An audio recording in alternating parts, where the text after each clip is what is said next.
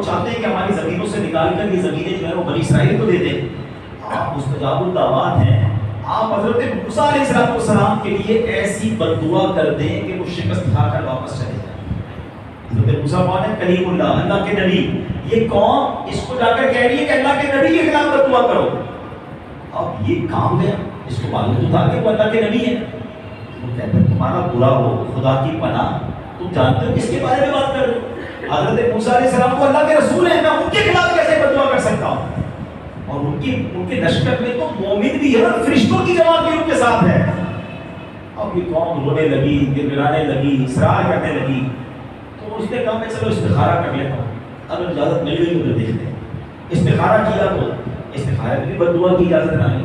اس نے صاف صاف اپنی قوم کو منع کر دیا اور کہا دیکھو اگر اب میں نے بد دعا کی نا تو میری دعا بھی, میری دنیا بھی برباد ہو جائے گی, میری آخرت بھی برباد ہو جائے گی.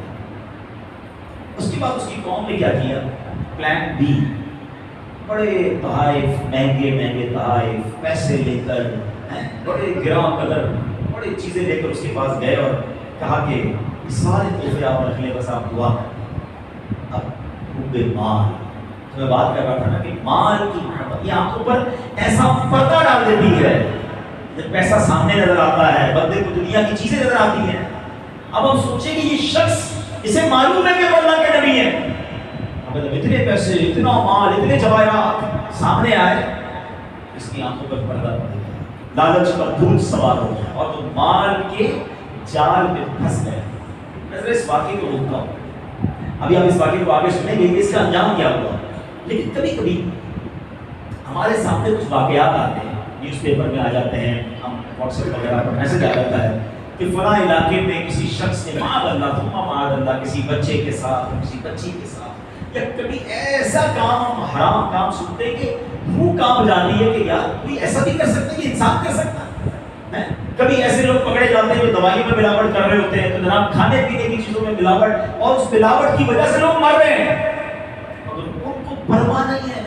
دوائیوں میں جو ملاوٹ کر رہا ہے وہ سوچے وہ کر کیا رہا ہے, چند سکوں کے لیے کسی کی جان سے کھیل رہا ہے نا.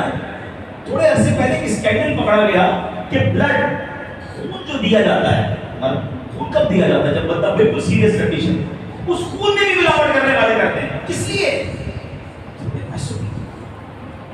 تھوڑے پیسوں کی. یہ سمجھو بات کو کہ یہ حرام کام کا جب بھوت انسان پر سوار ہوتا ہے, یہ لالچ, ایک گناہ کی ایسی لالچ سوار ہو جاتی ہے. اللہ تعالیٰ سے دعا کیا کرو کہ رب کریم میرے دل کو ہدایت عطا فرما, میرے دل کو گناہوں کی اس لالچ سے محفوظ فرما. یہ جب دل پر گرفت ہوتی ہے نا, بندہ یہ نہ سمجھے میں تو داڑھی والا, امام والا, درس نظامی کسی نے کیا ہوگا, کوئی امام, کوئی مدرس, کوئی حاجی, کوئی نمازی, کوئی روزہ دار, ارے کسی کو مطلب پھر باورا کو دیکھے نا, اس سے ہم میں تو کوئی بھی نہیں ہے نا ایسا.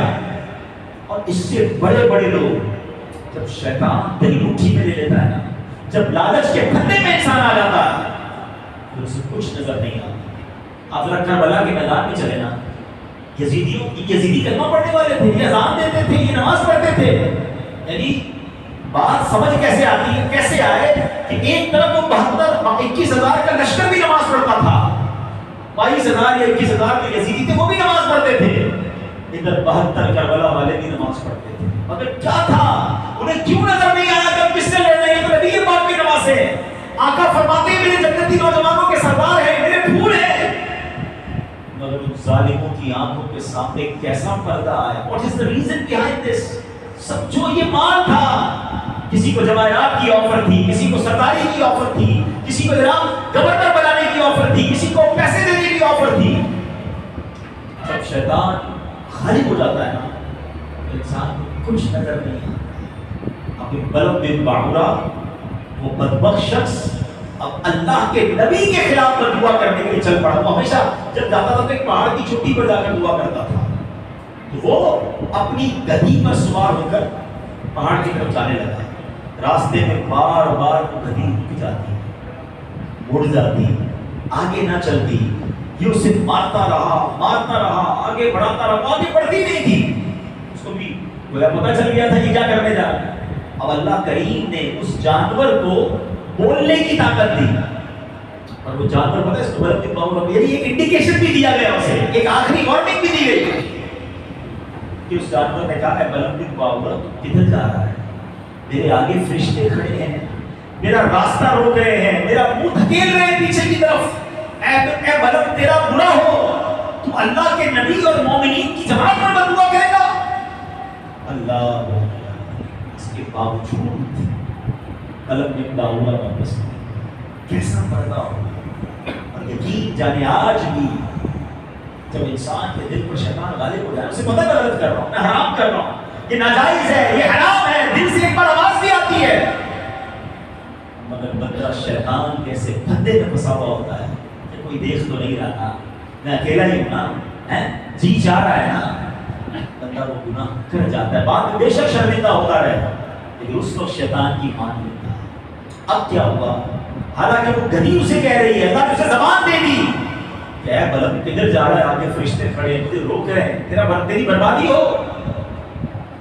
ہائے ہائے ہائے، اب جناب وہ پہاڑ پر چڑھ گیا، حسبان نامی پہاڑ، اس پہاڑ کا نام تھا، اور بلندی سے حضرت موسیٰ کے لشکروں کو دیکھا، کیونکہ وہ لشکر قریب آ گئے تھے کہ بڑے سے لشکر آ رہے ہیں، اور اس نے بد دعا کرنا شروع کیا، ہاتھ اٹھائے اور بعد اللہ حضرت موسیٰ علیہ السلام اور ان کے لشکر کے خلاف بد دعا کرنا شروع کر دیا۔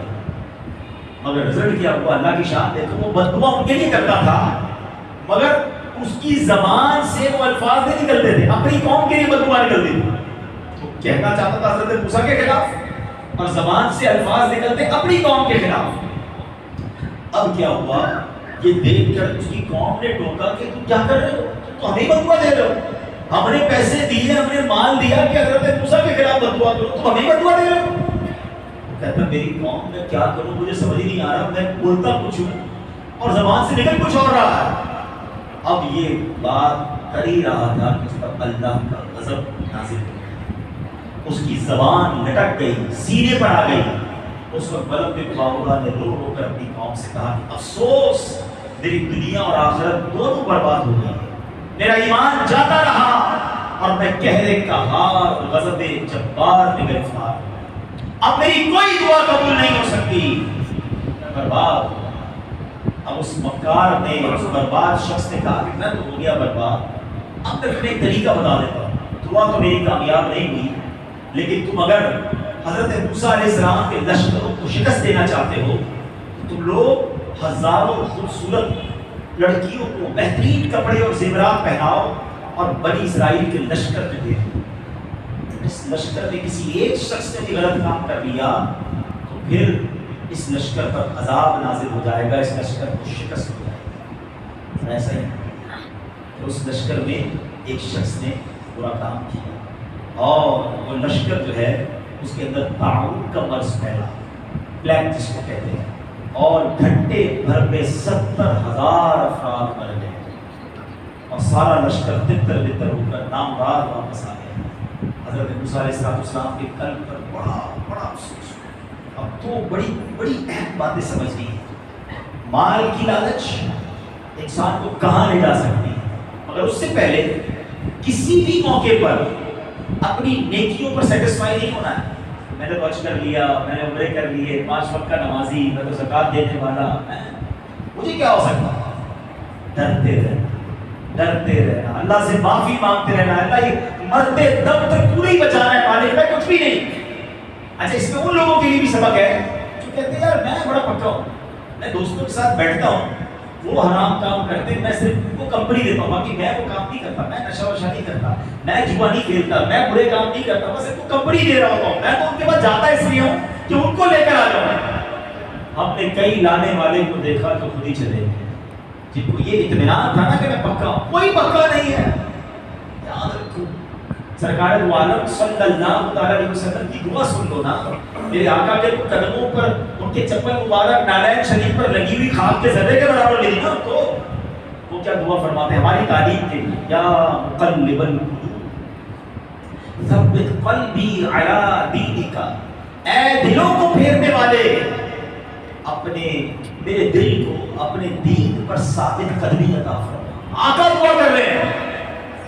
اچھا دل کو کیا کہتے ہیں؟ قلب۔ آپ کو پتا ہے what is the meaning of قلب؟ یہ بچے بیٹھے ہیں ماشاءاللہ جامعہ المدینہ اور مدرسے وغیرہ کے، سمجھ آئے گی۔ قلب کہتے ہیں کسی اس چیز کو جو منقلب ہونے والی ہے، جو بدلتی رہے. اب آپ اپنے دل پر خود غور کر لیں. سارے جتنے بیٹھے ہیں جو مجھے لائیو سن رہے ہیں, ہمارا دل بڑا عجیب ہے. کبھی ایسا خوف خدا طاری ہوتا ہے, انسان کی آنکھوں سے آنسو نہیں رک رہے ہوتے, سارے گناہوں سے بندہ پکی توبہ کر لیتا ہے, کہتا کرنے کچھ نہیں ہے. کبھی اسی دل پر ایسی سخاوت طاری ہوتی ہے کہ جی چاہتا ہے بس سارا مال اللہ کی راہ میں لٹا دوں, اس کو بھی دے دوں, اس کو بھی دے دوں, مسجد میں بھی دے دوں, غربت غریبوں کی مدد کر دوں. اور کبھی کبھی اس دل پر ایسی بے شرمی طاری ہوتی ہے, گناہ کی ایسی ضد طاری ہوتی ہے کہ بندہ کہے کچھ بھی ہو جائے میں نے یہ گناہ کرنا ہے. کبھی اسی دل پر ایسی کنجوسی طاری ہوتی ہے, بندہ کہتا مر جاؤں میں یہ روپیہ نہیں کرتا. ارے یہی دل ہے, کبھی کدھر کبھی کدھر. اب آپ غور کرتے جائیں, کبھی اتنا غصہ کہ جان لے لوں گا, اور کبھی اتنا رحم کہ بندہ کہتا ہے سب معاف کر دو. یہ آپ سب کے ساتھ ہوتا ہے, یہی تو دل ہے, ان کنورٹ ہوتا رہتا ہے. تو اسی لیے تو دعا فرمائی نا نبی پاک نے کہا ہے دلوں کو پھیرنے والے یا مقلب القلوب, میرے دل کو اپنے دین پر ثابت قدمی دیتے, کیونکہ کہیں ایسا نہ ہو کہ بدلتا دل جو ہے مرنے سے پہلے بدل گیا, حرام کام میں لگ گیا, بے حیائی کے کام میں لگ گیا, اسی وقت موت آ گئی, یا بعد اللہ شیطان ایمان چھین کر لے گیا. ہمیں ڈرنا ہے, اپنے دل کی سلامتی کے لیے دعا مانگنی ہے.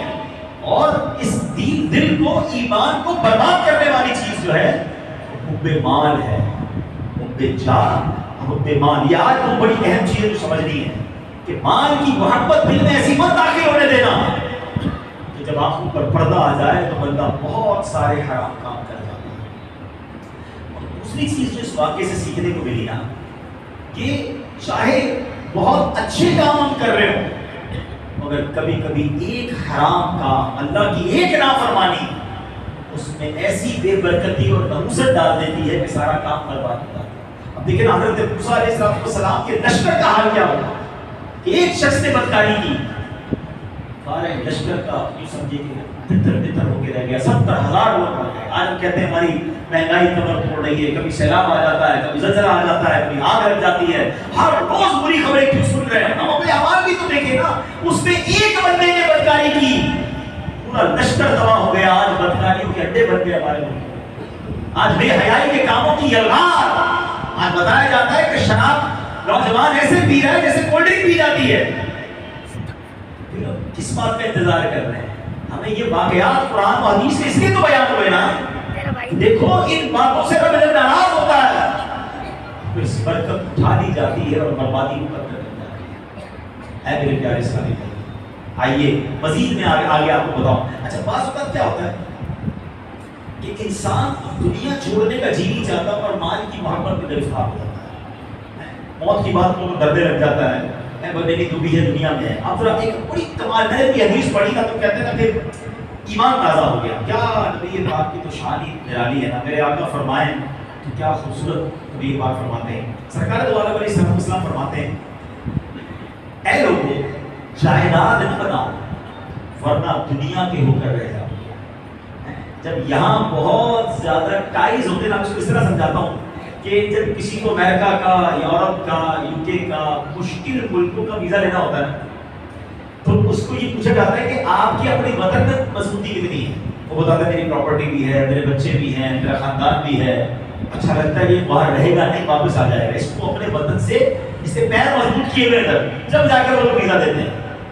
آقا نے بڑی گہری بات فرمائی کہ دنیا میں اتنے پیر مضبوط نہ کر لو, اس کا مضبوط بنانا کہ جائیدادیں بنا کر اس مال میں غرق ہو کر ادھر جانے کا دل ہی نہ چاہے.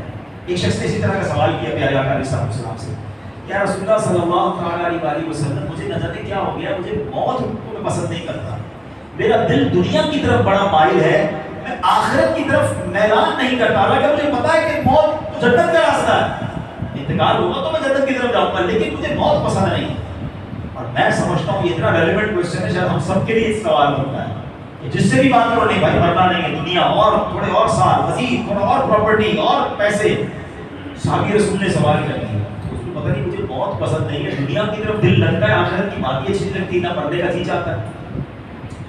آئے ہائے ہائے, نبی پاک کے ساتھ ضرورت ہے کیا سوال, فرمایا کیا تمہارے پاس مال ہے؟ اس نے کہا جی ہاں یا رسول اللہ مال ہے. فرمایا اپنا مال آگے بھیجو, اپنا مال صدقہ اور خیرات کر کے آگے بھیج دو, کیونکہ آدمی کا دل اپنے مال کے ساتھ ہوتا ہے. اگر یہ مال کو آگے بھیج دے گا تو پھر آگے جانے کا جی چاہے گا اس سے ملنے کو جی چاہے گا. اتنا مال آگے بھیجا ہے اللہ کی بارگاہ میں, ادھر جنت کے محل تیار ہیں, ادھر آخرت کی کھیتی تیار ہے, میرا مال ہی جب ادھر ہے تو مجھے بھی ادھر جانا ہے. اور فرمایا اگر مال پیچھے چھوڑ کے رکھ دو گے نا تو پھر اس کے ساتھ پیچھے رہنا چاہتا ہے. انسان کا پیسہ جدھر ہوتا ہے, یعنی اس حدیث کا مضمون یہ بنا کہ جدھر بندے کا مال ادھر بندے کا دل. ٹھیک ہے, اب اگر مال دنیا میں ہے تو دل دنیا میں لگا رہے گا, اور اگر مال آگے بھیج دیا ہے, آخرت کے لیے جمع کرا دیا ہے, تو پھر انسان کو موت کا خوف نہیں رہے گا کہ جناب میرے پاس تو آخرت کی بھی کھیتی تیار ہے, ادھر جاؤں گا تو میرے حبیب علیہ السلام کے سچے وعدے ہیں. خوش نصیب ہیں جو دنیا میں مسجد بناتے ہیں اور نبی پاک کے اس وعدے پر بناتے ہیں کہ جو اللہ کے لیے مسجد بناتا ہے اللہ اس کے لیے جنت میں گھر بناتا ہے. اس نے گھر بنا لیا, وہ تیار ہے, میرا گھر ادھر موجود ہے. جناب کوئی جناب اپنے پیسے جمع کرا کے آخرت کی کھیتی. اب مجھے واقعہ یاد آ گیا, واقعہ میں نے پہلے بھی کئی بار سنا ہے لیکن آج کے اس موضوع سے بڑا ریلیونٹ ہے. کہ ایک بادشاہ تھا, اس نے ایک مقابلہ منعقد کیا, who is the biggest fool in our country, ہمارے ملک میں سب سے بڑا بے وقوف کون. عجیب و غریب مقابلہ تھا, طرح طرح کے ٹیسٹ ہوئے, وزیر صاحبوں نے ٹیسٹ لی اور ایک بندے کو پہچان لیا کہ یہ ہمارے پورے ملک کا سب سے بڑا بے وقوف. بادشاہ نے کہا ٹیسٹ لے لیا, ٹیسٹ لے لیا. بادشاہ نے اپنی مالا اتاری سونے کی اور ہیرو کی, اس بے وقوف کے گلے میں انعام میں ڈالا. تھوڑے دن ہوئے تو اس بے وقوف کو پتا چلا کہ بادشاہ سلامت بیمار ہو گئے, بڑے شدید بیمار ہو گئے. وہ آ گیا بادشاہ کے محل میں, تو بادشاہ سلامت کیسے ہیں, ٹھیک, کیا حال ہے آپ کے. بادشاہ سلامت کہتے ہیں بس اب تو یہ دنیا چھوڑ کر کسی دوسری دنیا میں جا رہا ہوں. تھا تو بے وقوف, کہتا اچھا کہیں اور جا رہے, ہاں یہ دنیا چھوڑ کر دوسری دنیا میں جا رہا ہوں. اچھا بادشاہ سلامت یہ بتائیے, میں جب بھی آپ کے یہاں آتا ہوں بہت بڑے بڑے کمرے, بڑے لگژری بیڈ روم, بڑا خوبصورت محل ہے آپ کا, جدھر جا رہے ہیں ادھر محل بنا دیا ہے. بادشاہ کہتا ہے میرے پاس تو ادھر جھوپڑی بھی نہیں ہے. اچھا بادشاہ سلامت جب آپ کے پاس آتا ہوں نا میں دیکھتا ہوں آپ کو بڑے پیسے ہیں, سونے چاندی زیورات ہیرے, مجھے بھی آپ نے ایک مالا دی تھی, تو آپ نے ادھر بھی پیسے بھجوا دیے جدھر آپ جا رہے ہیں. بادشاہ کہتا ہے ادھر تو میرے پاس پوری کौڑی بھی نہیں. اچھا بادشاہ سلامت میں دیکھ رہا ہوں کہ جب بھی آپ کے محل میں آتا ہوں ادھر بھی خادم, ادھر کنیز, ادھر غلام, بندے ہی بندے, آپ کے اتنے سارے نوکر چاکر ہیں, جدھر جا رہے ہیں ادھر کچھ نوکر بھجوا دیے, خادم بھجوا دیے. بادشاہ سلامت کہتے ہیں ادھر تو میرا کوئی خادم نہیں ہے. اب بے وقوف پتہ کیا کرتا ہے, اپنی مالا اتارتا ہے, اب بادشاہ کے گلے میں ڈال دیتے ہیں. مجھ سے بڑے بے وقوف آپ ہوئے نا, آپ کو پتا ہے کہ یہاں سے کہیں اور جا رہے ہیں, نہ گھر بنایا, نہ پیسے بھجوائے, نہ خادم بھجوائے, بے وقوف تو آپ ہوئے. اب یہ ایک ہے فرضی واقعہ, مگر یہ کیا ہم سب کے لیے نہیں ہے. ہم سب نے ادھر گھر بنایا, نہیں بنایا تو بنانے کی کوشش میں ہو, کہیں کوئی کرایہ پہ رہتا ہے تو دن رات ایک ہی چیز سوچ رہا ہے گھر کیسے بنے گا, چھوٹا گھر ہے تو بڑا کیسے ہو جائے گا, موٹر سائیکل ہے تو گاڑی کیسے ہو جائے گی, نوکری ہے تو بزنس کیسے ہو جائے گا, سب ادھر ہے.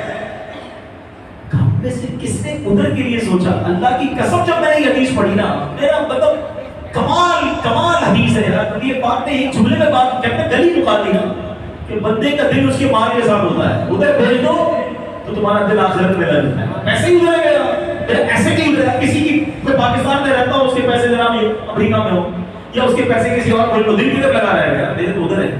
آئے ہائے کیا جملہ فرمایا, بندہ صدقہ کرے, خیرات کرے, آگے بھیج دے, پھر موت سے ڈر نہیں لگے گا بلکہ اللہ سے ملاقات کا جی چاہے گا. ذہن بننے کی دیر ہے. مجھے میں لاہور ایک بار گیا تو کبھی کبھی نا کچھ کہتے نا کہ کچھ لوگ بات سکھا دیتے ہیں.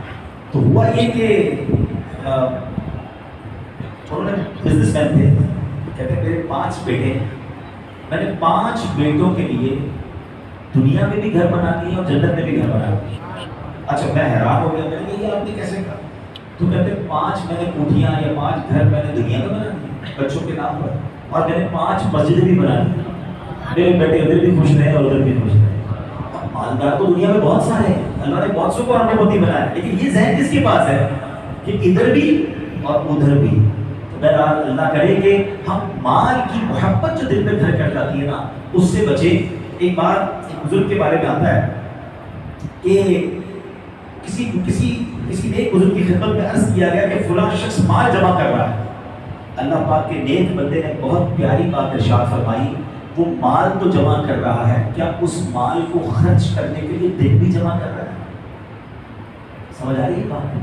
کچھ لوگ زندگی پر جمع ہی کرتے ہیں، خرچ کرنے کا موقع نہیں ملتا اور پیسے چھوڑ کے چلے جاتے ہیں۔ حضرت رابعہ بصریہ رضی اللہ تعالی عنہا، آئے ہائے کہتے ہیں بڑوں کی بڑی باتیں، آپ کی ایک جملہ میں نے پڑھا، میرا ایمان تازہ ہو گیا، آپ بھی سنیں تو آپ کو بھی بہت کچھ سیکھنے ملے گا، کہ آپ فرماتی ہیں کہ انسان کتنا ہی مالدار ہو جائے، ٹھیک ہے، کتنا ہی پیسے والا ہو جائے، وہ غریب ہی رہتا ہے۔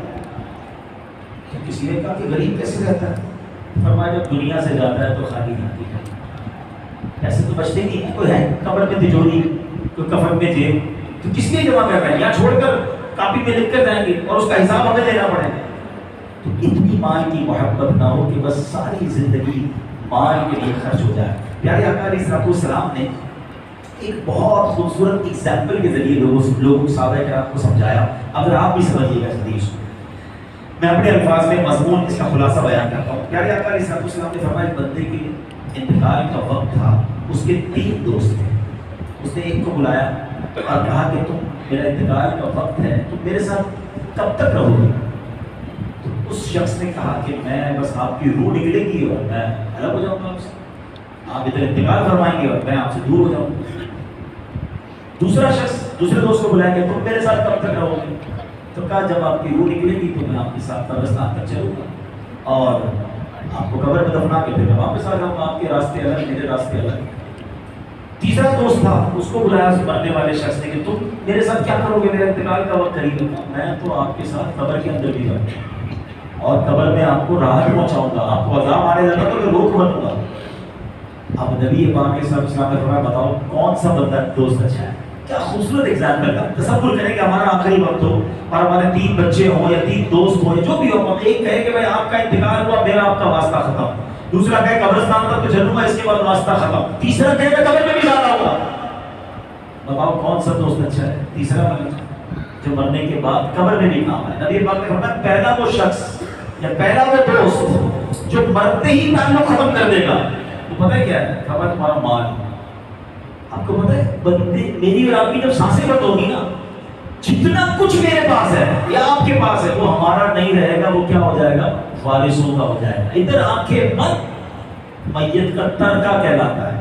آپ کو پتہ ہے میت کے ترکے سے یعنی میت کے پیسوں سے سویم بھی نہیں ہو سکتا، وہ پیسوں سویم کی یا فاتحے کا کوئی اجتماع بھی کرنا ہے نا، لنگر بھی کرنا ہے تو وہ ورثہ سے اجازت دینی پڑے گی، حالانکہ پیسے میرے تھے، میں نے جمع کیے، میرے نام پر اکاؤنٹ ہے بینک میں، کھاتا نام پر میرے ہے، پراپرٹی میرے نام پر ہے، مگر میری سانس ختم ہوئی، نہ وہ پراپرٹی میری رہی نہ وہ بینک اکاؤنٹ میرا رہا، سب کچھ چلا گیا اور یہ میرے وارثوں کا ہوگا، ان کی مرضی میرے لیے خرچ کریں نہ کریں۔ میں کر سکتا تھا، میں چاہتا تو اپنی زندگی میں آخرت کا خزانہ جمع کر دیتا، مگر نہیں، مجھے تو اکاؤنٹ بڑھانا تھا نا، مجھے پراپرٹیاں بڑھانی تھی، مجھے تو روز بیلنس شیٹ دیکھ کر خوشی حاصل کرنی تھی، میرا دل نہیں چلتا تھا کہ میں اللہ کی راہ میں خرچ کروں، مگر جس دن میری آنکھیں بند ہوئی یہ سارے پیسے میرے نہیں، یہ پرائے ہو جائیں۔ آقا نے فرمایا پہلا دوست مال ہے، دوسرا دوست جو قبرستان تک تو ساتھ آئے گا، فرمایا وہ تمہارے گھر والے ہیں، غسل، تدفین، جنازہ اس میں شرکت کر لیں گے، کچھ دیر تک تمہارا، کچھ دنوں تک تمہارا ذکر کر لیں گے، مگر پھر وہ بھی زندگی میں مصروف ہو جائے گا۔ کسی اور کی بات کیوں کرتے ہو؟ اپنی کر لیتے ہیں نا، کسی اور کو چھوڑو۔ میرے والد والدہ کا، آپ میں سے کئیوں کے والد کا، والدہ کا، دادا دادی کا، نانا نانی کا انتقال ہوا، وہ بڑے دن بڑے تکلیف میں گزرے، آپ کہاں یاد آتی ہے؟ کتنوں کو یاد آتی ہے؟ کب کب یاد آتی ہے؟ ہم میں اور آپ بھی بھولی بسری داستان ہو جائیں گے، 2 4 6 دن 10 دن کو زیادہ مشہور آدمی ہوا تو سال 2 سال بس پھر ختم کرا، دنیا رکتی نہیں کسی کے لیے۔ فرمایا دوسرا دوست کیا وہ تمہارے گھر والے، اور ابھی پاک نے فرمایا وہ تیسرا دوست جو تمہارے ساتھ قبر میں بھی جائے گا نا، تمہیں عذاب سے بچائے گا، وہ تمہارے اعمال ہیں۔ آپ خوبصورت مثال کے ذریعے بات سمجھائے گی۔ بتاؤ فکر اب 3 چیزیں نا، پیسہ، فیملی اور اعمال، تینوں میں سے امپورٹنس کس کو دینی چاہیے؟ سچ بتاؤ، اعمال کو ہم دیتے کس کو؟ پیسے اور پھر فیملی، گھر والے ناراض نہ ہو۔ پیسے کماتے بھی بچوں کے نام پر ہی ہے، یا بچوں کو فیملی کو ڈبل ڈیوٹیاں اوور ٹائم تو کوشش بھائی اگر جائز طریقے سے کما رہے تو ٹھیک ہے مگر اعمال کیوں چھوڑ دیا حرام میں کیوں پڑ گئے نمازیں کیوں قضا ہو رہی ہیں کیونکہ یہ تو قبر میں جا رہا تھا کوئی قبر میں نہیں آئے گا میرے ساتھ آپ کو پتہ ہے جب انسان کا انتقال ہوتا ہے نا تو گھر والے رشتہ دار پتہ کیا بات کرتے ہیں میت نے پیچھے کیا چھوڑا ہے بلکہ میں آپ کو عجیب بات بتاؤں میں تھوڑی دیر کے لیے نرس گیا آج دو دوست بیٹھے تھے بات وہ مذاق میں کر رہے تھے مگر میں ہل گیا ایک دوست نے کہا ان کا سونار کا کام تھا سونے کا کاروبار تھا ایک دوست نے دوسرے دوست کو کہا کہ فلاں جگہ پر انتقال ہو گیا مجھے جنازے میں جانا ہے دوسرے نے پتہ کیا کہا کہ آپ جنازے میں ضرور جایا کرو مرنے کے بعد سونا بیچنے کے لیے لوگ نکلتے ہیں ارے میں سوچنے لگا یار ایک کو یہ فکر نہیں ہے کسی کا انتقال ہو گیا ایک کو یہ فکر ہے کہ اپارچونیٹی آ رہی ہے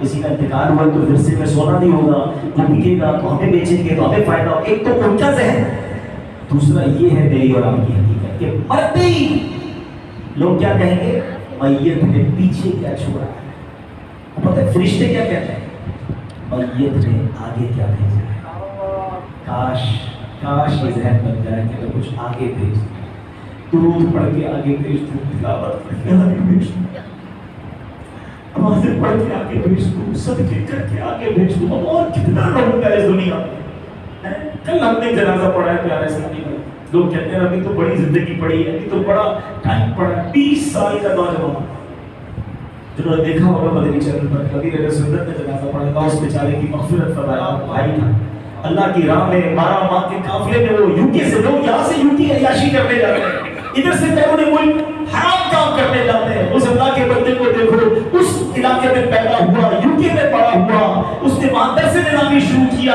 4 سال درس نظامی کے پڑھ لیے اور الحمدللہ میرے نے سنت کی پکار پر دعوت اسلامی باتوں کی تبلیغ پر 12 ماہ کے لیے 3 دن کے لیے قافلے میں سفر کرنے کا دل نہیں ہوتا وہ یوکے سے سفر کر کے ادھر آ گئے اس کی اس کا وقت پورا ہو گیا وہ نوجوان کلب سے جدا ہو گیا میں تو کہیں سوچتا ہے میں 50 کے قریب ہوں تو 20 میں چلا گیا اب میں اور کس چیز کا انتظار کر رہا ہوں کہ جناب ابھی ٹائم باقی ہے ابھی بعد میں توبہ کر لوں گا وقت ہے آگے بھیجنے کا خالی مت جانا پیارے اسلامی بھائی اس سے زیادہ کس کو حسرت ہوگی کہ جس کے اکاؤنٹ میں پیسے ہوں جس کے نام پر پراپرٹیاں ہوں جس کا شاندار گھر ہو اور آخرت میں وہ کنگال ہو وہ کتنا افسوس کرے گا کہ یار سب پیچھے چھوڑا آگے کچھ نہیں بھیجا خدا مال کی محبت سے ہم سب کو بچنا ہے اس کے پیچھے مت بھاگو یہ حدیث یاد رکھنا مال میرے ساتھ سے مت ہوتی ہے صرف مال نہیں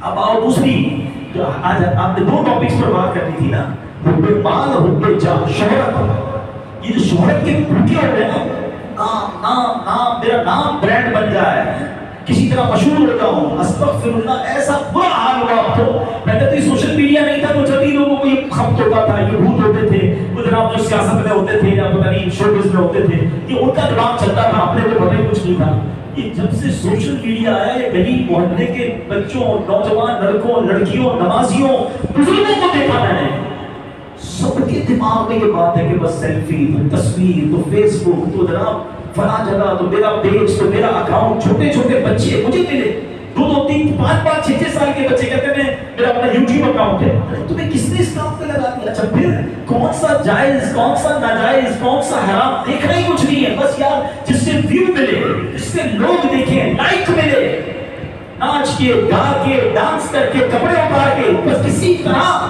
کوئی ایسا کام کروں کہ کچھ 2-5 ہزار لوگ مجھے دیکھ لیں 50,000 لوگ دیکھ لیں تو تمہاری خوشی میں نیند بھی نہیں آتی ہوگی میں تو کئی بار یہ جملہ کہہ چکا ہوں دوبارہ کہتا ہوں کاش مجھے کوئی سن رہا ہو ایسا بندہ کہ اے